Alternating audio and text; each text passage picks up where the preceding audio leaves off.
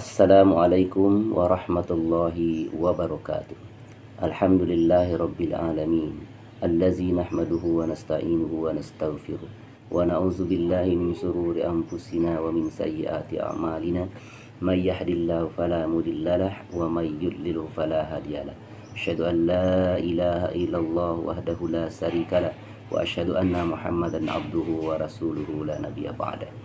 فقال الله تعالى في كتابه الكريم أعوذ بالله من الشيطان الرجيم بسم الله الرحمن الرحيم وإذا سألك عبادي أني فإني قريب أجيب دعوة الداعي إذا دعان فليستجيبوا لي وليؤمنوا بي لعلهم يرشدون اللهم تقبل منا صلاتنا وصيامنا وقيامنا وركوعنا وسجودنا wa qu'udana wa tadarruna faghfir lana innaka antas samiul alim. Saudara-saudaraku sekalian rahmati Allah Subhanahu wa taala. Alhamdulillah, kita bersyukur kepada Allah Subhanahu wa taala pada pagi hari ini, pada tanggal 9 Ramadan 1444 Hijriah, hari Jumat yang mulia. Kita bertemu di hari Jumat yang kedua di bulan Ramadan yang mulia ini. Mudah-mudahan Allah Subhanahu wa taala menerima semua amalan-amalan yang sudah kita lakukan selama 9 hari yang lalu, dan kita berdoa di hari-hari ke depan sampai kita menyelesaikan ibadah puasa ini, amal-amal kita pun akan diterima oleh Allah Subhanahu wa taala. Salawat dan salam semoga tercurah selalu kepada junjungan kita yang mulia Rasulullah Muhammad sallallahu alaihi wasallam. Allahumma shalli ala Muhammad wa ala ali sayyidina Muhammad. Semoga Allah Subhanahu wa taala menjadikan kita pengikutnya yang setia dan istiqomah sepanjang kehidupan kita. Saudaraku sekalian rahmati Allah Subhanahu wa taala, dalam surat Al-Baqarah ayat 186, Allah Subhanahu wa taala menyampaikan kepada kita semua satu kalimat yang sangat luar biasa. Wa iza sa'alaka ibadi anni fa inni qarib ujibu da'watad da'i idza da'an falyastajibu li wal yu'minu bi la'allahum yarshudun. Dalam ayat ini Allah Subhanahu wa taala mengatakan kepada hambanya, kepada kita sebagai hamba-hamba Allah Subhanahu wa taala, dan apabila hamba-hambaku bertanya kepadamu wahai Muhammad tentang aku, maka sesungguhnya aku sangat dekat. Aku akan mengabulkan permohonan orang-orang yang berdoa kepadaku apabila dia berdoa kepadaku. Hendaklah mereka itu memenuhi permintaanku dan beriman kepadaku agar mereka memperoleh kebenaran. Dalam ayat ini, di mana ayat-ayat sebelumnya menceritakan dan menjelaskan tentang puasa yang sedang kita lakukan pada hari ini.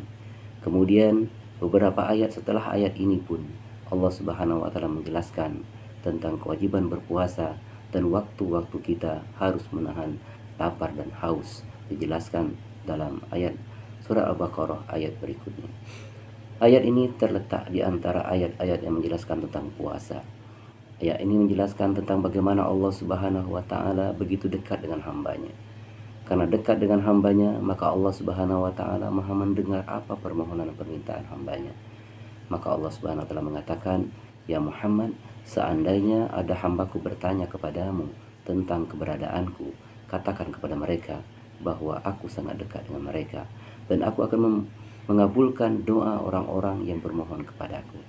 Saudaraku sekalian, artinya di saat kita menjadikan Allah Subhanahu wa taala sebagai satu-satunya tempat meminta, dengan berbagai macam permintaan yang kita miliki, dengan hajat yang begitu banyak yang kita punyai, maka Allah menjamin doa kita akan dikabulkan oleh Allah Subhanahu wa taala. Karena itu Rasulullah sallallahu alaihi wasallam pun menjelaskan dalam sebuah hadis bahwa ada 3 golongan manusia yang doanya itu akan dikabulkan oleh Allah Subhanahu wa taala dan pasti akan dikabulkan. Yang pertama adalah doa para pemimpin yang adil, yang mereka mendoakan rakyatnya agar aman, tentram, sejahtera, dan doa-doa pemimpin ini akan dikabulkan oleh Allah Subhanahu wa taala. Kemudian yang kedua, doa orang-orang yang dizolimi. Di saat mereka meminta doa kepada Allah Subhanahu wa taala, meminta perlindungan kepada Allah Subhanahu wa taala, minta balaskan kezoliman orang-orang yang menzoliminya, maka itu pun akan dikabulkan oleh Allah Subhanahu wa taala. Dan yang ketiga, kata Rasulullah SAW, doa orang yang tidak pernah ditolak oleh Allah adalah doa orang yang sedang berpuasa. Hadis riwayat dari Abu Hurairah radhiyallahu anhu. Saudaraku sekalian, momen Ramadan adalah momen yang sangat tepat bagi kita untuk meminta kepada Allah Subhanahu wa taala, berdoa kepada Allah Subhanahu wa taala. Karena doa kita adalah doa yang mustajab. Mulai kita menahan lapar di subuh hari sampai kita berbuka di sore hari adalah waktu-waktu yang tidak boleh kita lepaskan begitu saja, tidak boleh kita lalaikan, dan tidak boleh kita lepaskan kesempatan yang begitu besar ini dalam rangka memohon dan meminta kepada Allah Subhanahu wa taala. Apa saja yang kita inginkan, hajat-hajat yang kita impikan, itu harus kita minta kepada Allah, karena memang saat yang tepat untuk kita minta kepadanya. Salah satu hal yang harus kita minta kepada Allah sebagaimana doa yang sering kita baca, Allahumma taqabbal minna salatana wa siyamana wa qiyamana wa ruku'ana wa sujudana wa qu'udana wa tadarruna faghfir lana innaka antas samiul alim.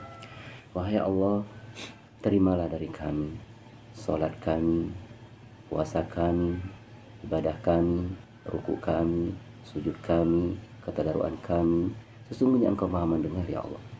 Dalam doa ini kita diajarkan bagaimana kita minta kepada Allah setiap selesai melakukan suatu amalan, suatu ibadah, agar ibadah dan amalan itu diterima oleh Allah SWT. Jangan lupa, setelah kita sholat, kita minta kepada Allah agar sholat kita diterima oleh Allah SWT. Setelah kita berpuasa, kita minta kepada Allah agar puasa kita diterima oleh Allah Subhanahu wa taala. Setelah kita melakukan amal-amal kebaikan, kita minta kepada Allah agar amal-amal itu diterima oleh Allah Subhanahu wa taala. Dengan demikian, maka apapun yang kita lakukan, amal-amal mulia yang kita kerjakan adalah sesuatu yang pasti akan Allah terima karena kita dalam keadaan mengerjakan ibadah puasa. Saudaraku sekalian, rahmati Allah Subhanahu wa taala, dalam kehidupan kita sangat banyak keinginan dan hajat kita kepada Allah.